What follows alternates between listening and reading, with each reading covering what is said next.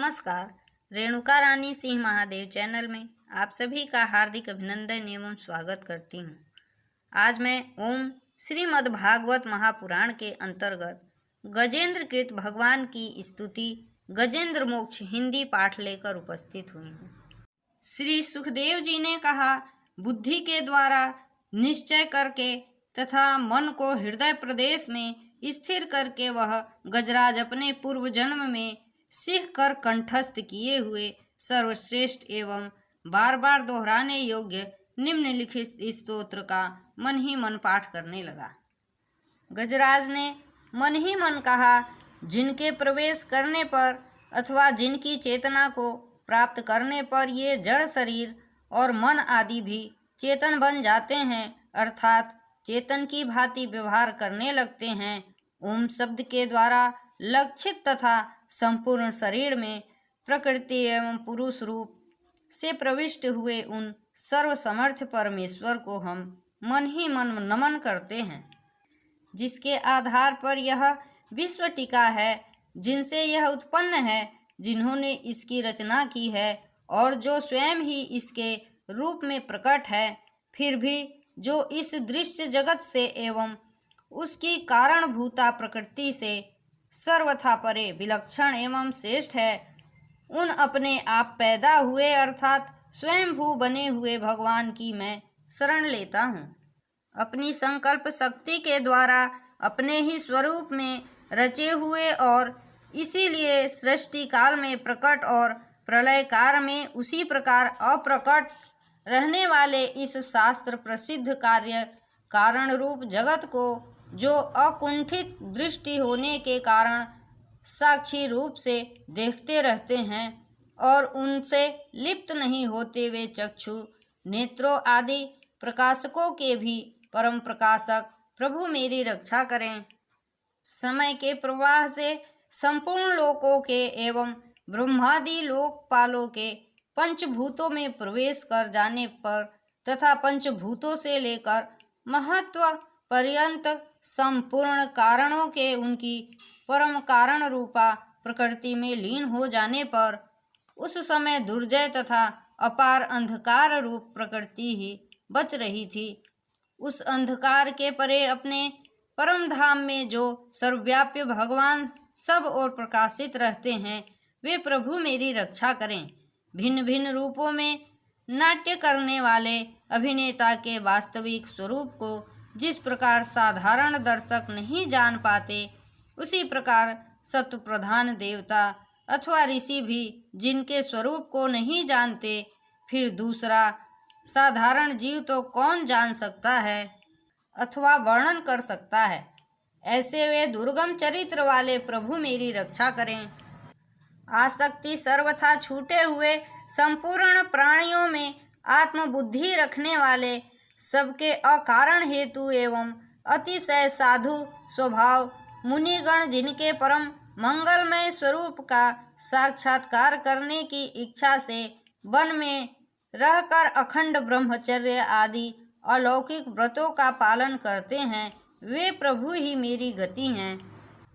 जिनका हमारी तरह कर्म के कारणवश न तो जन्म होता है और न जिनके द्वारा अहंकार द्वारा प्रेरित कर्म ही होते हैं, जिनके निर्गुण स्वरूप का न तो कोई नाम है न रूप ही, फिर भी जो समयानुसार जगत की सृष्टि एवं प्रलय के लिए अपनी इच्छा से जन्म आदि को स्वीकार करते हैं,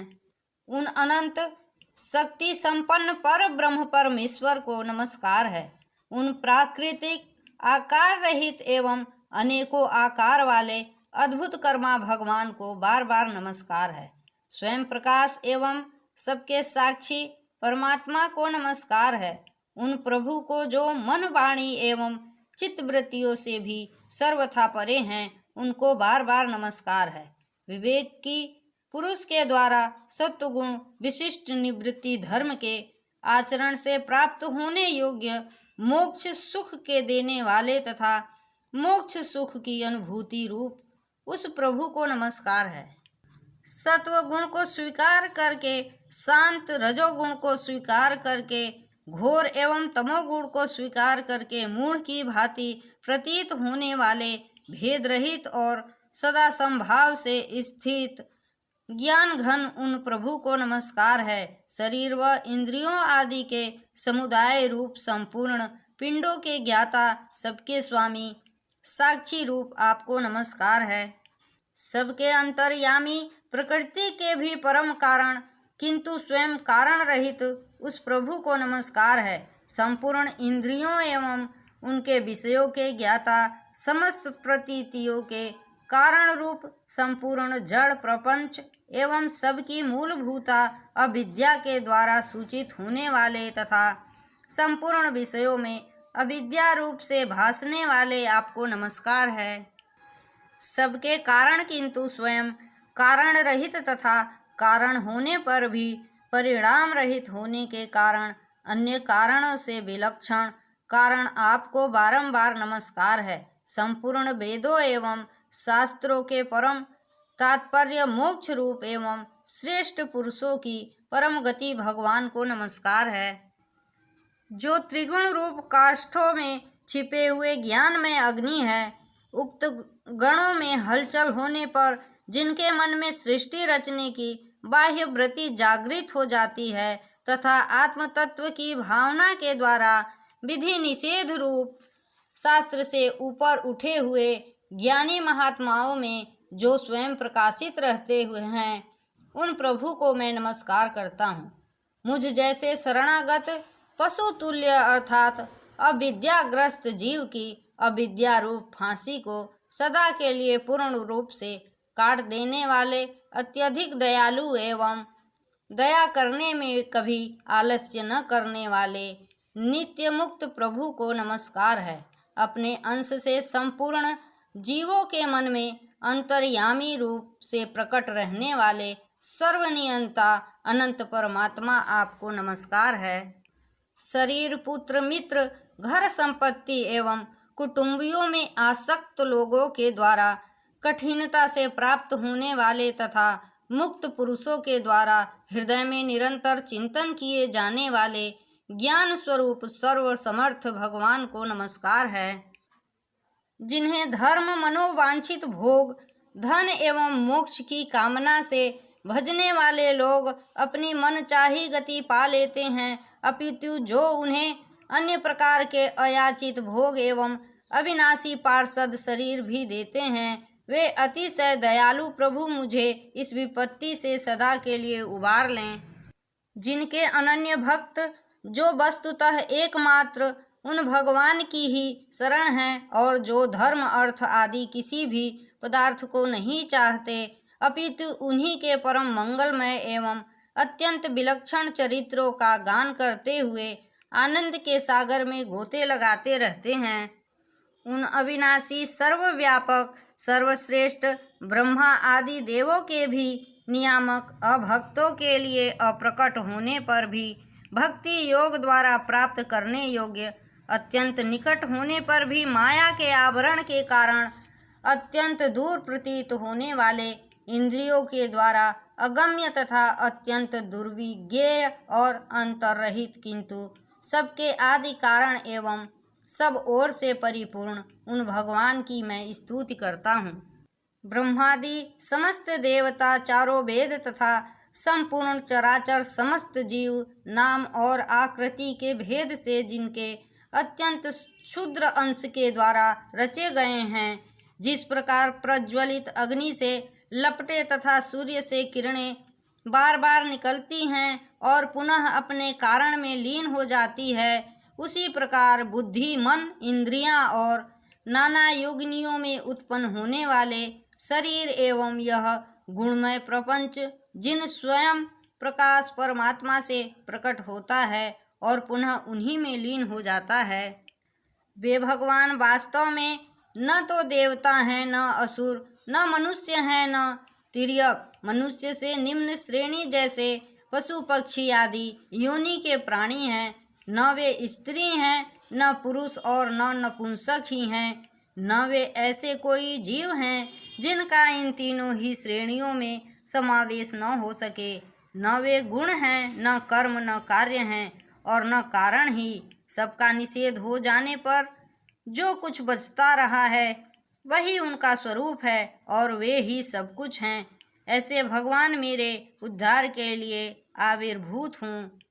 मैं इस ग्राह के चंगुल से छूटकर जीवित रहना नहीं चाहता, क्योंकि भीतर और बाहर तथा सब ओर से अज्ञान के द्वारा ढके हुए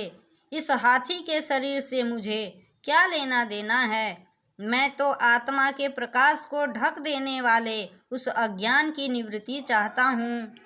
जिसका काल क्रम से अपने आप नाश नहीं होता, अपितु भगवान की दया से अथवा ज्ञान के उदय से होता है। इस प्रकार मोक्ष का अभिलाषी मैं विश्व के रचयिता स्वयं विश्व के रूप में प्रकट तथा विश्व से सर्वथा परे, विश्व को खिलौना बनाकर खेलने वाले, विश्व में आत्मा रूप से व्याप्त अजन्मा सर्वव्यापक एवं प्राप्त होने योग्य वस्तुओं में सर्वश्रेष्ठ श्री भगवान को प्रणाम करता हूँ तथा उनकी शरण में हूँ। जिन्होंने भगवत भक्ति रूप योग के द्वारा कर्मों को जला डाला है, वे योगी लोग उसी योग के द्वारा शुद्ध किए हुए अपने हृदय में जिन्हें प्रकट हुआ देखते हैं, उन योगेश्वर भगवान को मैं नमस्कार करता हूँ, जिनकी त्रिगुणात्मक सत्व रज तम रूप शक्तियों का राग रूप वेग असह्य है, जो संपूर्ण इंद्रियों के विषय रूप में प्रतीत हो रहे हैं, जिनकी इंद्रियां विषयों में ही रची पची रहती हैं, ऐसे लोगों को जिनका मार्ग भी मिलना असंभव है, उन शरणागत रक्षक एवं अपार शक्तिशाली आपको बार बार नमस्कार है। जिनकी अविद्या नाम शक्ति के कार्य रूप अहंकार से ढके हुए अपने स्वरूप को यह जीव जान नहीं पाता, उन अपार महिमा वाले भगवान की मैं शरण में आया हूँ। श्री सुखदेव जी ने कहा, जिसने पूर्वोक्त प्रकार से भगवान के भेद रहित निराकार स्वरूप का वर्णन किया था, उस गजराज के समीप जब ब्रह्मा आदि कोई भी देवता नहीं आए तो भिन्न भिन्न प्रकार के विशिष्ट विग्रहों को ही अपना स्वरूप मानते हैं, तब साक्षात श्री हरि जो सबके आत्मा होने के कारण सर्वदेव स्वरूप है, वहाँ प्रकट हो गए। उपयुक्त गजराज को इस प्रकार दुखी देखकर तथा उसके द्वारा गाई हुई स्तुति को सुनकर सुदर्शन चक्रधारी जगदाधार भगवान इच्छा अनुरूप वेग से चलने वाले गरुण जी की पीठ पर सवार हो स्तवन करते हुए देवताओं के साथ तत्काल उस स्थान पर पहुंच गए जहां पर वह हाथी था। सरोवर के भीतर महाबली ग्राह के द्वारा पकड़े जाने पर दुखी हुए उस हाथी ने आकाश में गरुड़ की पीठ पर चक्र को उठाए हुए भगवान श्री हरि को देखकर अपनी सूंड को, जिसमें उसने पूजा के लिए कमल का एक फूल ले रखा था, उसे ऊपर उठाया और बड़ी ही कठिनता से सर्वपूज्य भगवान नारायण आपको प्रणाम है यह वाक्य कहा। उसे पीड़ित देखकर अजन्मा श्री हरि एकाएक गरुड़ को छोड़कर नीचे सरोवर पर उतर आए। वे दया से प्रेरित हो ग्राह सहित उस गजराज को तत्काल सरोवर से बाहर निकाल लाए और देवताओं के देखते देखते अपने चक्र से उस ग्राह का मुख काटकर उसके चंगुल से हाथी को उबार लिया। इस तरह जो कोई भी भक्ति भाव से गजेंद्र मोक्ष का पाठ पढ़ता है, भगवान उसके भी समस्त कष्ट हर लेते हैं। इसी के साथ मैं अपनी वाणी को विराम देती हूँ। जय हिंद, जय भारत।